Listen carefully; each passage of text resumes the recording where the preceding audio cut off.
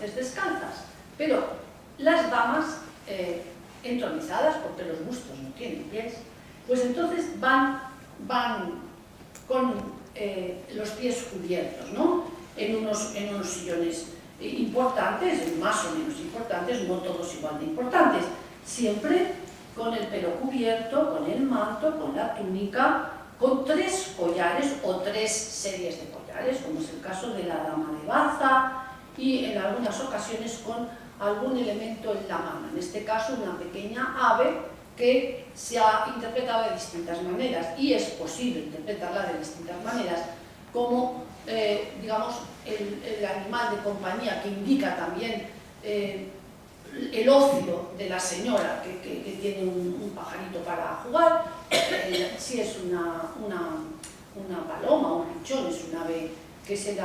tiene como sinónimo del amor, y hay quien insiste en que es un elemento celeste, las aves vuelan y por lo tanto van al cielo. Todo ello está dentro de las posibilidades. Además hay bustos, y esto se ha olvidado en muchas ocasiones, pero en todo el Mediterráneo, coetáneamente a la fecha de las damas, tenemos unos bustos principalmente de terracota,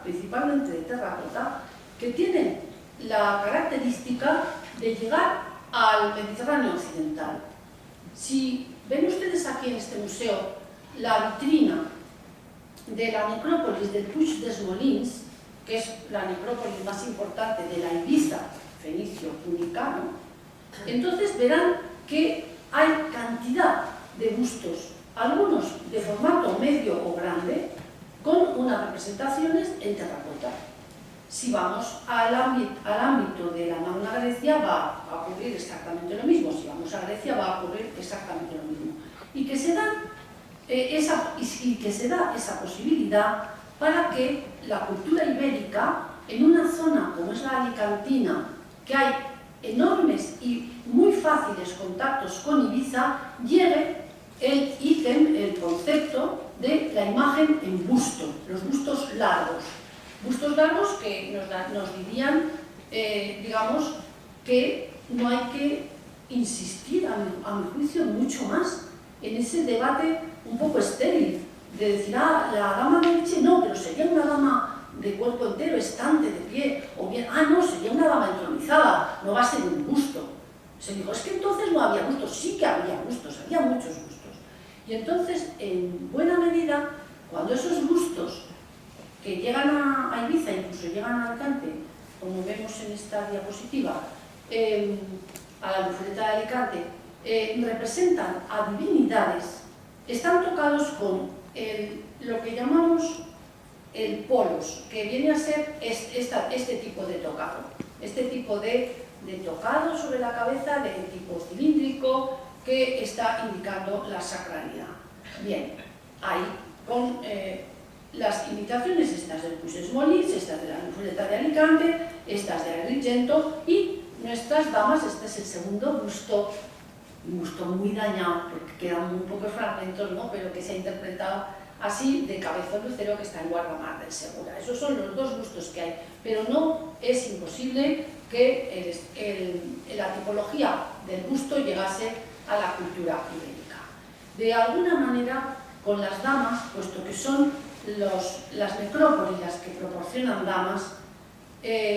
podemos decir que en ese escaparate, en ese paisaje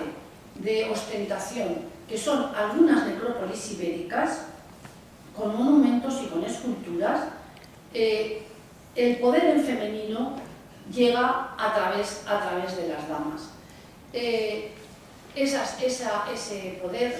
supone una ampliación del poder del jefe o de la jefatura o del gran guerrero o del príncipe, si se quiere, supone una relación con la gestión de recursos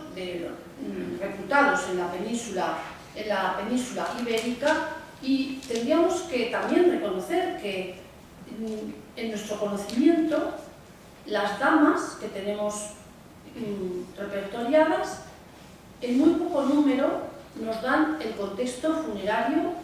al que pertenecieron.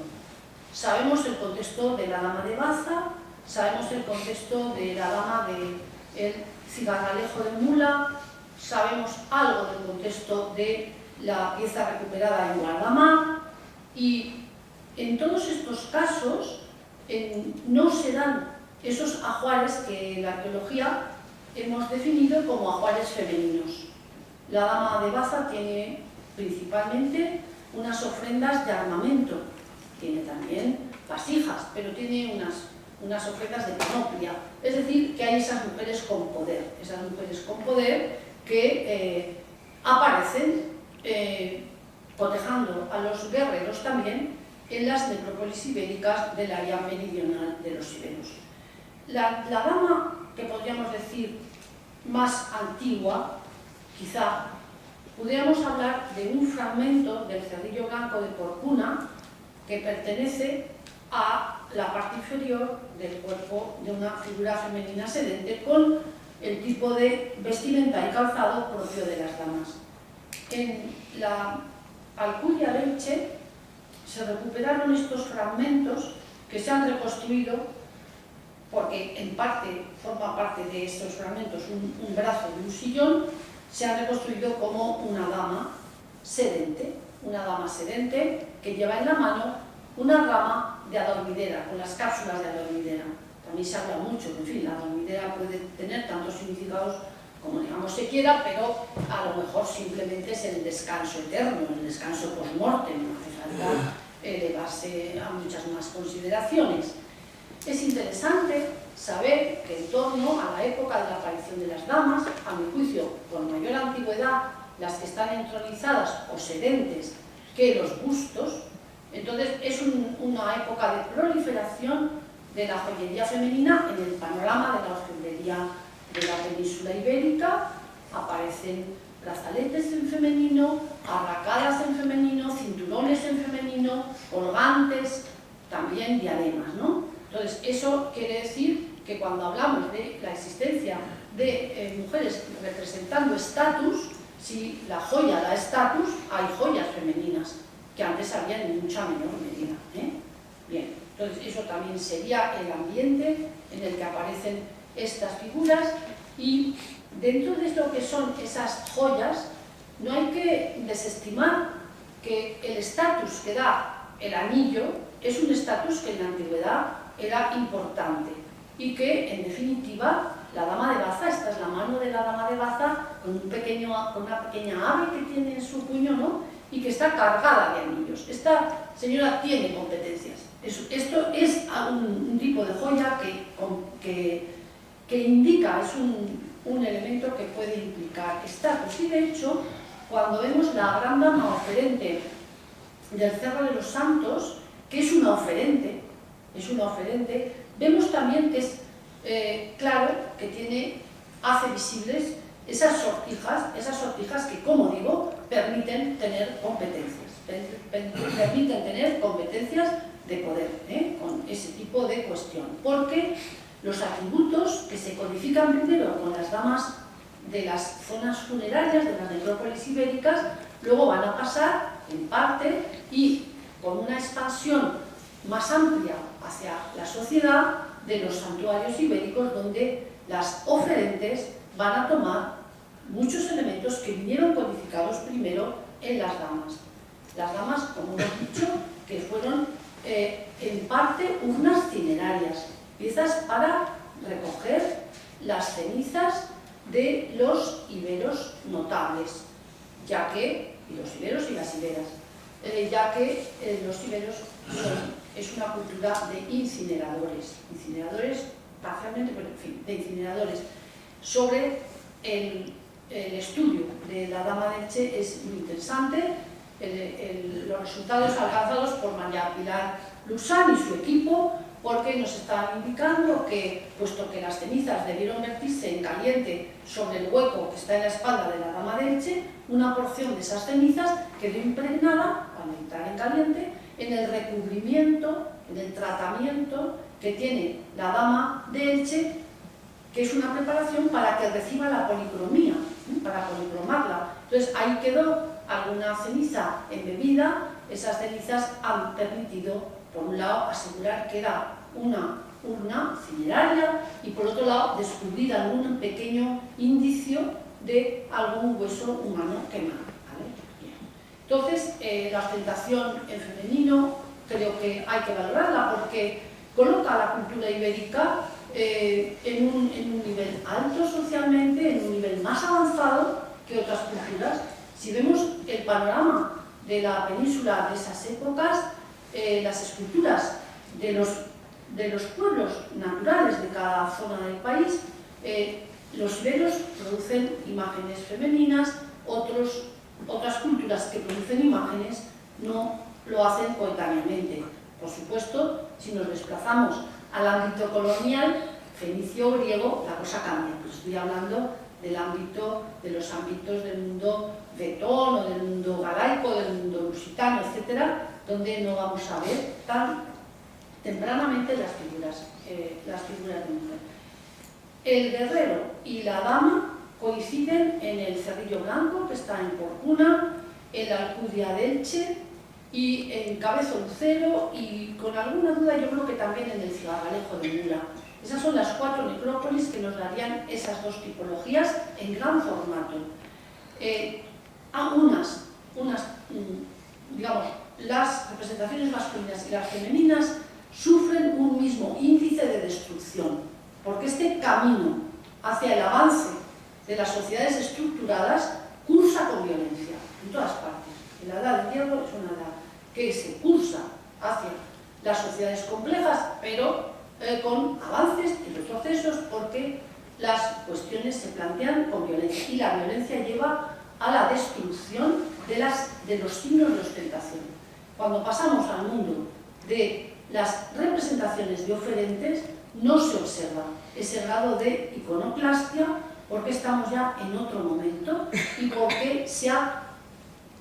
democratizado en cierta manera el uso de la imagen antropomorfa. El tamaño se reduce en términos generales y encontramos todas esas representaciones en pequeño tamaño, para las cuales yo no utilizaría el término de dama, sino referente, ¿no? De modo que, en realidad, aunque siempre en un origen podamos hablar de que en el Mediterráneo las primeras representaciones femeninas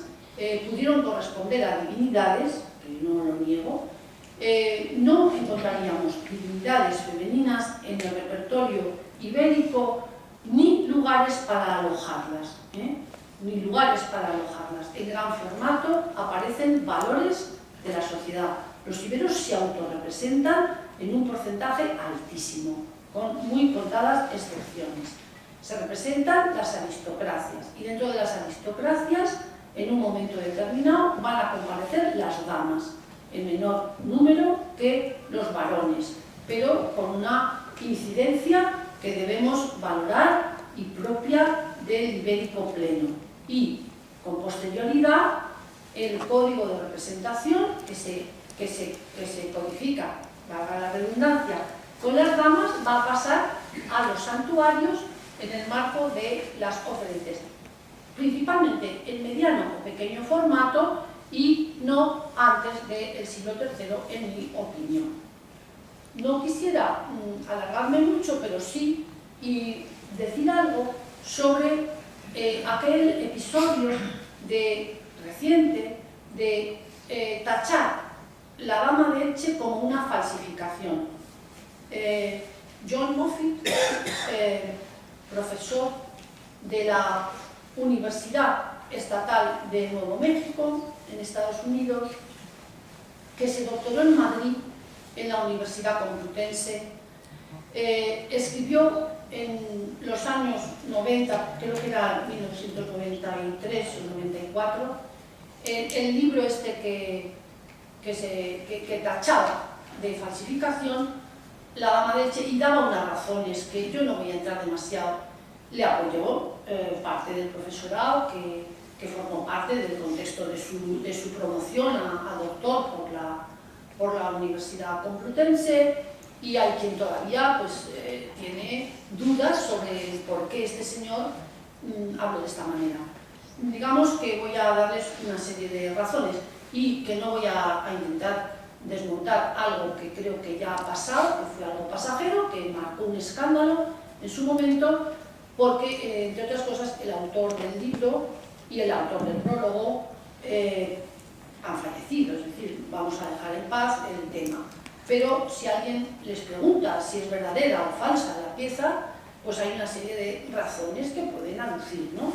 Bueno, cuando apareció la dama de Elche, francamente, damas no se conocía cuánta era más que la oferente del Cerro de los Sauces, que ya estaba, ya había estado descubierta. Pero de las que han venido después, mediante hallazgos casuales o bien descubrimientos arqueológicos, pues ese código que ya en parte se observa en la vestimenta y en la joyería de la dama de Elche, se ha repetido en piezas que han aparecido después, ¿no? Entonces, eso es una razón importante. La piedra de la dama de Elche procede de la cantera de Ferriol, el sector Peligro, de la cantera de piedra de Elche. El cromatismo ha sido analizado y es compatible con el de otras piezas del lugar y compatible, aunque no idéntico, al de la dama de Baza. El hueco de la espalda contenía cenizas y contenía algún resto de hueso humano quemado. El artesano que fue imputado por parte de Moffitt como autor de la falsificación era un artesano que no hizo ninguna falsificación, tenía un círculo de amistades, era valenciano y realmente era un hombre que hacía varillas de abanico, arquetas fundamentalmente de hueso, y reproducía algunas piezas, pero por supuesto el camino que marca Moffitt para que se le ocurriera hacer esa falsificación es del todo improbable. El camino que marca Moffitt es que es una falsificación del siglo XIX, la dama de Elche, según él, y lo apoyaron algunos otros partidarios de esa propuesta, porque la dama de Elche imita las obras de Alphonse Mucha, que hubo una exposición el año pasado aquí en Madrid, importante, una exposición de un artista checo de la época de finales del siglo XIX, y aquí he puesto una foto. Por supuesto, es unas mujeres que muestran los cabellos aireados y movidos, cosa que una dama jamás muestra el cabello. Una dama propiamente dicha no enseña el cabello, lo lleva tapado y la frente vestida con una diadema. Por otro lado, tienen otro tipo de expresión, y sobre todo el artesano de Quart de Poblet, que es una localidad de al lado de Valencia, no había visto en la vida esto. Y nadie se lo había enseñado, porque a uno le pueden encargar mandarle un repertorio y que lo copie, ¿no? Pero esto es muy improbable. Pero en fin, por lo tanto, esta época, este fenómeno lo damos como un fenómeno más bien desaventurado, pero sobre todo que ha pasado y que no hace falta volver a aquella efervescencia de los años 90 en las que todo se quería desmontar, porque España estaba cambiando y había movidas en todos los lugares y también en la academia, ¿no? En parte de la academia. Bueno, entonces, si nos situamos en el momento actual, creo que deberíamos reconocer, como para otros ámbitos de otras culturas hizo Bettina Arnon, que hay mujeres con lo que ella llama sustancia, mujeres de poder, que el poder femenino comparece a lo largo de la Edad del Hierro y que la cultura ibérica da también muestras de ese tipo de cuestión. Que no se trata de una persona individualmente identificable, sino de expresar los valores, lo mismo que el guerrero, expresar los valores de la fuerza, la competencia, la bravura, la riqueza, las tradiciones, los linajes. Serían valores que tienen esa doble representación y que merece la pena el poner en segundo lugar ciertos mitos que han hecho de la Dama de Elche ese misterio enigmático y colocarla dentro de la cultura ibérica, porque la cultura ibérica le da un buen soporte, Y recordar que todas aquellas, digamos, apreciaciones que identificaban que si el colgante o las rodelas vienen de aquí o de allá quiere decir del mundo clásico casi siempre, de tal época, y podríamos poner un paralelo, etc. Que eso ya se ha hecho, pero que también hay que tener abrir un poco las compuertas y refrescar un poco los temas. Y por ejemplo, la cita de Salvador Dalí en 1955, que ya se olvida de buscar esa filiación historicista evolucionista que al fin y al cabo ya se ha hecho y ya dio de sí lo que tenía que dar, y sobre todo que hoy no se lleva nada. Y recordar pues que este artista, estrafalario si se quiere, en 1955 ante la Dama de Elche dijo: estamos en el borde de una nueva era y con ella una nueva idea de belleza, y para expresarlo escojo la Dama de Elche. Tiene la gloria de una reina y posee el atractivo de un ángel con la fuerza de una amazona. Pues es una apreciación que no pasa por una bibliografía clásica ni oriental, sino que pasa por una apreciación estética. Y yo creo que hay determinados artes que tienen esa frescura, que no repiten modelos, que tienen ese contexto del cual cogen algún dato, pero que tienen fuerza suficiente como para crear su propio repertorio y constituirse en un capítulo, no en un gran capítulo, sino en un pequeño capítulo de la historia del arte universal. Eso es lo que intentaron decirnos a su manera las palabras de Pierre Paris, y lo que yo creo que no debemos olvidar, porque eso nos permite reconocernos como, digamos, reconocer la cultura ibérica como una cultura de un alto nivel de sensibilidad ante los fenómenos de su tiempo. Y les agradezco su atención.